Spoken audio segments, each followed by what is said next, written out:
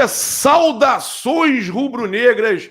Isso aqui é Flamengo. Muito bem-vindos aí ao canal Paparazzo Rubro-Negro. Você que está chegando aí, eu convido a seguir, curtir, compartilhar em todas as plataformas. Você que está no YouTube, eu convido a se inscrever no canal, acionar a notificação no sininho, deixar aquele like maroto no vídeo. A gente tem muita coisa para falar aqui, né? Daqui a pouco tem jogo do Mengão. É aquele pré-jogo, a gente fazendo hoje aqui ao meio-dia, um pré-jogo do Mengão aí no domingão, né? Mas um domingo triste, né, nação? Um domingo triste. A gente começa esse domingo com uma notícia terrível, né? A gente está aqui em solidariedade aos torcedores do Corinthians, né?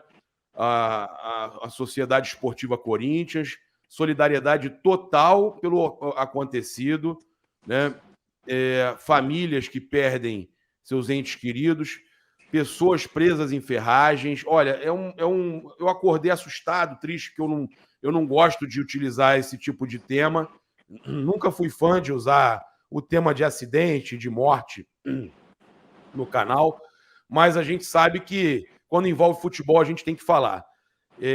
E eu estou aqui só para desejar os sentimentos à mãe e o pai que perdeu o seu filho, ao irmão que perdeu a irmã que perdeu o irmão, então, aos familiares, né, que muitas vezes, às vezes, sai brigado de casa, que é o pior, e perde aquele ente querido e estava brigado, ao familiar que perde, né, um ente querido assim, desse jeito, dessa forma bruta, né? Brutal. Bem, então fica aqui nosso sentimento nesse dia que começa muito triste, né? É isso, a gente fica arrasado. O acidente de ônibus lá envolvendo a caravana do Corinthians, né? Até onde eu li, já tinham 7 mortos e 10 presos na ferragem. Às vezes eu acho até pior ficar preso na ferragem, sabe? Eu acho que se vai sofrer, é melhor que seja rápido. Eu fico assim, eu sempre falei isso na minha família. Eu falo, o dia que eu morrer, eu prefiro que seja rápido. Ficar preso em ferragem é horrível. Vocês sabem da minha história, né? Eu fiquei 7 meses no hospital, entre o hospital e home care, 3 meses em coma, passando sufoco. 9 vezes eu fui aberta a barriga, vocês sabem? 9 meses de recuperação total. 3 vezes ressuscitado. E eu posso dizer com certeza que eu já fui lá do outro lado e voltei. É horrível você ficar nessa situação. Então, às vezes, é até melhor que morra logo, que descanse logo, porque é terrível. Eu posso dizer porque eu já passei por isso, né? Já morri 3 vezes e fui ressuscitado. Eu estou aqui com um grande amigo, um irmão. Vocês já viram aqui no canal algumas vezes comentando. O Ale Magno, que foi, inclusive, o amigo que cuidou de mim no hospital, né? Ainda tem essa. Foi o amigo que cuidou de mim no hospital. Eu vou apresentar vocês. Vai estar aqui participando sempre muito com a gente. Bom dia, Ale. Um dia que começa triste, né, meu amigo? Bom dia, Gabriel. Mais uma vez, obrigado pelo convite. Depois de tantos anos, estou aqui no canal de novo. É um prazer imenso estar aqui com você. Pois é, faço das minhas as suas palavras. Realmente me solidarizo também com todos os envolvidos, os familiares, com o Corinthians também, porque nessa hora não tem clubismo, a gente está falando de ser humano, a gente está falando de gente e de vidas perdidas, né? Então, realmente, um momento muito triste e aqui ficam meus sentimentos. Perfeito, Ale. Perfeito. Cara, não tem como a gente começar. Rapaz, o negócio. Tá caindo o mundo, né? Por aí, Gabriel. Pois é. Ale, a gente não tem como começar aqui hoje sem estar falando da rodada, né? O Botafogo empata, perde 2 pontos. Para o Botafoguense, eles estão dizendo que ganharam 1, que jogaram fora de casa. Não tem essa, não, tá? Time que está em primeiro lugar, que está na ponta do campeonato, ele joga independente contra quem e perde e empata, ele perde 2, porque tem o pessoal que está atrás ali, ó, né? E vou te falar, Ale, Palmeiras chegou a 11 pontos do Botafogo. É uma triste realidade. Na verdade é o seguinte, Gabriel, o Botafogo ele abriu aí, né? Ele tem aí uma gordura para queimar.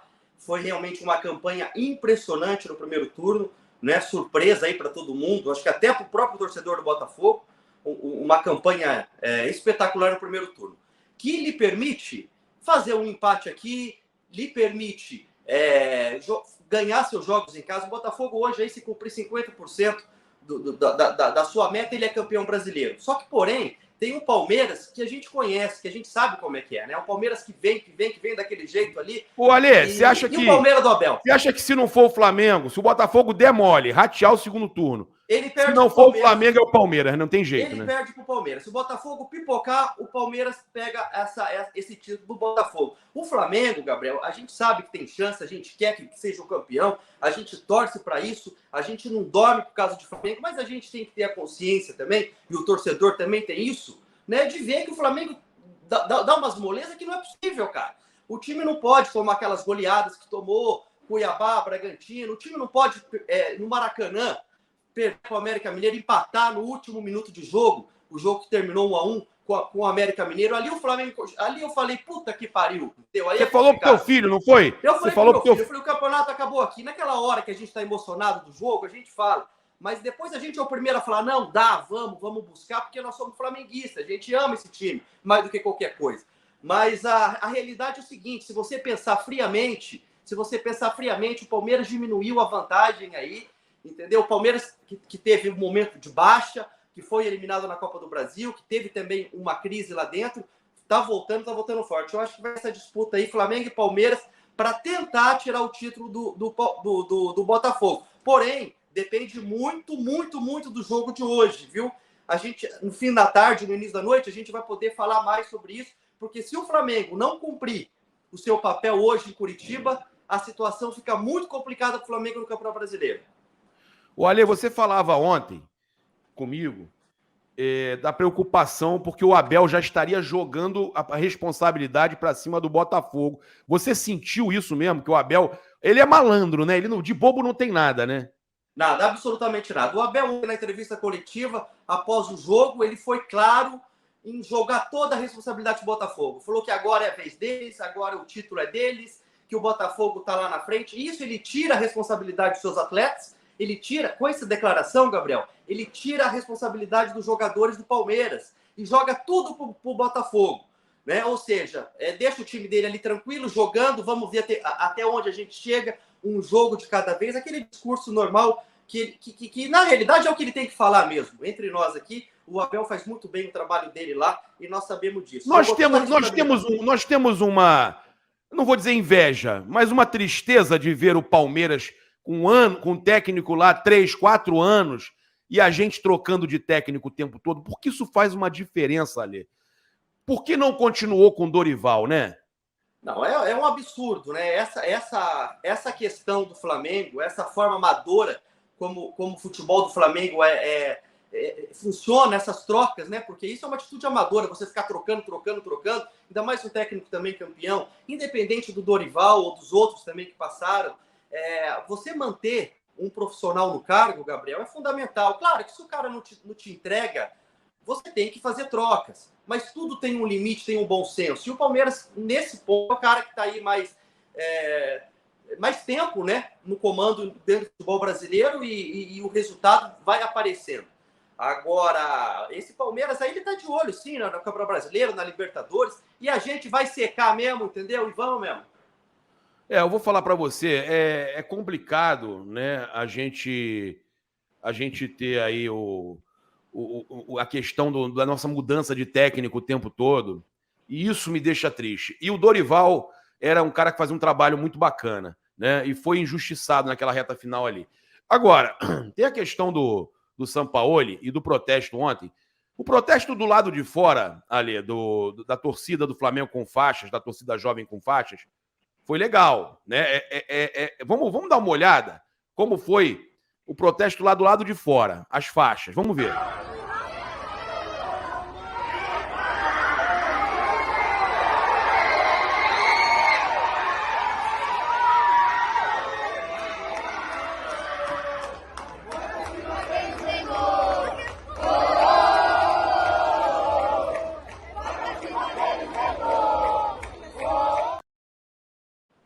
Os torcedores, o povão que a gente fala, vai para cima deles, Mengô, e as organizadas com as faixas ali, Landim igual Bandeira, Omisso, eu não lembro agora exatamente o que falava, mas tem também falando que tem uma faixa, essa aí emblemática, falando quadrilha da bola, Braz, Spindel e Bertolucci, atacando a diretoria.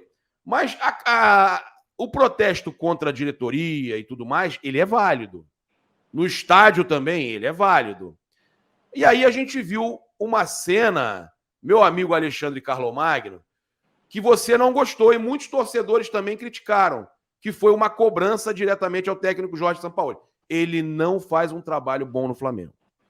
Ele tem o jeitão dele maluco. Ele não sabe armar o time da melhor forma possível. A gente vai falar sobre o time para hoje, para daqui a pouco, 4 horas da tarde. Mas ele tem problemas sérios. O próprio Landim sabe do problema de relacionamento que ele tem. Ele tem a dificuldade de relacionamento. E o Landim, a notícia nossa, o Landim vai se instalar no Ninho do Urubu, vai começar diariamente a acompanhar o dia a dia do Flamengo no Ninho do Urubu para poder estar mais presente ali, né? Como é que tem aquele ditado, o olho do dono, como é que é? Oi? Ali. O olho do dono, como é que é o ditado? Ah, não, aquela coisa, o boi só engorda no olho do dono. Desculpa, deu um delayzinho aqui por causa do tempo ruim.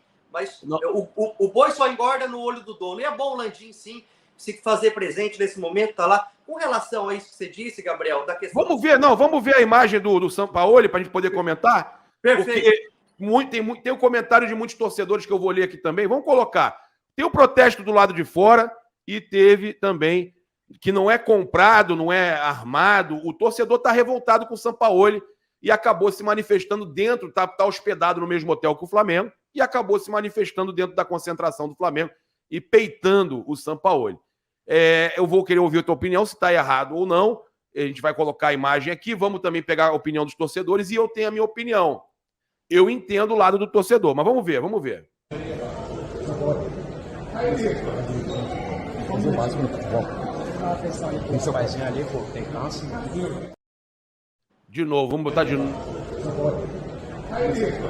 Ó, ele foi pra dentro ali, o segurança rapidamente protegeu. Ele foi pra peitar mesmo, cara. Foi pra peitar mesmo. É complicado isso dentro da concentração, né, meu amigo? O Gabriel, é o seguinte, é uma questão muito delicada, porque envolve emoção, paixão, o futebol é passional e mexe muito com a gente, né? Mas uma coisa é fato, o torcedor tem todo o direito de protestar democraticamente no estádio onde ele paga o ingresso, levantar a faixa, ir na frente também, de forma protesto democrático, né? Que todos nós temos o direito de dizer o que nós pensamos, o que nós sentimos. Porém, meu amigo, a partir do momento que você vai lá no hotel, você pega uma pessoa que estava na concentração, ou onde quer que seja fora desse cenário que eu disse, é uma situação muito complicada. Você não tem o direito de chegar ali e peitar uma pessoa, por mais que eu entenda, não é o que eu estou dizendo, não é que justifica, tá? Não justifica. Mas eu entendo, eu também acho um absurdo essas modificações, também acho que o Sampaoli é completamente infeliz nas trocas, nas substituições, várias vezes, inclusive nos times que entram em campo, que ele coloca cada dia um time diferente. Isso tudo é questionável, isso a gente tem todo o direito de falar. Agora, ir lá onde o cara tá trabalhando, o cara tá concentrado, o cara acabou de chegar de viagem, entendeu? Tá no hotel, na véspera de um jogo, é muito complicado, é um assunto muito delicado. Eu sou completamente contra você chegar e fazer qualquer tipo de abordagem no outro ser humano, peitada, intimidando, por mais que você não goste da pessoa. Esse direito você não tem. Perfeito. Cara, eu acho que o comportamento do torcedor, tá hospedado ali, tá com raiva do Sampaoli, ele é legítimo. Ele é um comportamento do torcedor que tá com raiva, que tá com ódio. O futebol movimenta a paixão, né?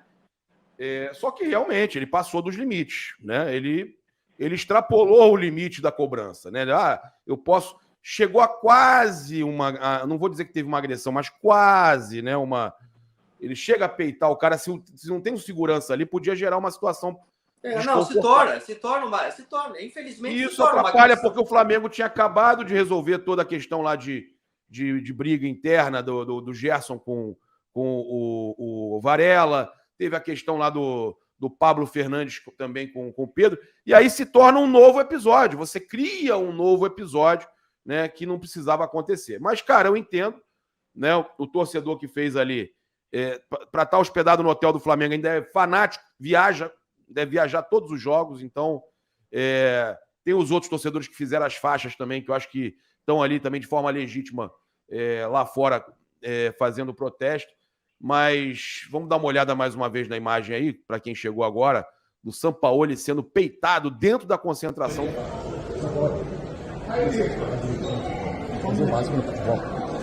Eu perguntei para quem estava lá no hotel se conhecia o torcedor, o que ele tinha falado para o Sampaoli. E o que me falaram é que ele falou: faz o feijão com arroz, para de inventar. Ele inventa muito, Alê? Muito, completamente. Mas isso todos nós sabíamos, né? Quando o Flamengo vai atrás do Sampaoli, traz o Sampaoli realmente é um treinador que ele tem essas características, né? De inventar muito, de não fazer o feijão com arroz. Isso é dele. Então, todos já sabíamos que seria dessa forma. Quando o time está ganhando, é uma coisa, né? Você consegue... tudo bem, Sampaoli é louco, é maluco, deu certo. Mas uma hora isso ia acontecer, estava na cara. É um treinador que não tem grandes títulos e a gente estava correndo esse risco, viu, Gabriel? E hoje a gente... Vamos ver o que ele vai aprontar hoje. Vamos ver o que ele vai aprontar. Tomara que ele ouça o que o torcedor disse, porque realmente a atitude do torcedor não condiz. Eu não acho, na minha opinião, certo esse tipo de abordagem, esse tipo de que se torna até uma agressão, mesmo não partindo para finalmente, é uma atitude intimidadora, porém, o torcedor, no pensamento dele, ele tem toda a razão. E aí a gente falou dessa questão do Landim estando mais presente aí também, olhando de perto os treinos, vendo o que está acontecendo. Eu acho que ele, como ele escolheu o Sampaoli, ele vai ter que colocar pressão, ele vai ter que chamar na chincha e exigir um planejamento melhor, né, ali principalmente do comando do futebol, né, Landim? Presidente Rodolfo Landim, vamos olhar para esse comando do futebol, porque estão deixando algumas coisas passarem, tem muita coisa errada acontecendo, e não é à toa que a torcida está criticando, está protestando, e acaba sobrando para o Landim, que teve faixa contra ele lá também, e que é um presidente que... Eu vi faixa falando mal do Bandeira e do Landim, gente. São duas gestões extraordinárias. Duas gestões extremamente importantes para o Flamengo. Uma na administração e outra nos títulos, né? E na manutenção da administração. Quando a gente está com raiva, a gente reclama dos presidentes, óbvio. Mas sabe por que reclama? Porque, da mesma forma, o Bandeira de Melo quis acumular cargo de futebol. Segurava, protegia jogador, né? Carlos Alberto, como é que era o nome? Carlos Eduardo. Luiz Eduardo. Carlos Eduardo. Carlos Eduardo. Que falou que ninguém ia querer jogar no Flamengo, lembra? Protegia protegia o... Como é que era o nome dele também? O volante lá, rapaz. Aquele volante. Meu Deus do céu. A galera ajuda aí no chat. Aquele volante, rapaz. Bem, protegia o Muralha. Meu Deus do céu. Mas a gente entende. Eram os protegidos, né? Era o famoso... Não, então, tem os erros. O Bandeira tem os erros dele, o Landim tem os erros dele também. Mas eu acho que são duas gestões extraordinárias. O que eles precisam é olhar melhor para o comando do futebol. Foi o erro do Bandeira. Márcio Araújo, lembraram aqui, não é o Márcio Araújo. O erro do Bandeira. Obrigado, nação. Luiz Eduardo, o Renato aqui lembrou, o Luiz Eduardo, o Alex também falou do Márcio Araújo, o pessoal relembrando a gente. Carlos Eduardo, aquele que veio do Grêmio. Carlos Eduardo.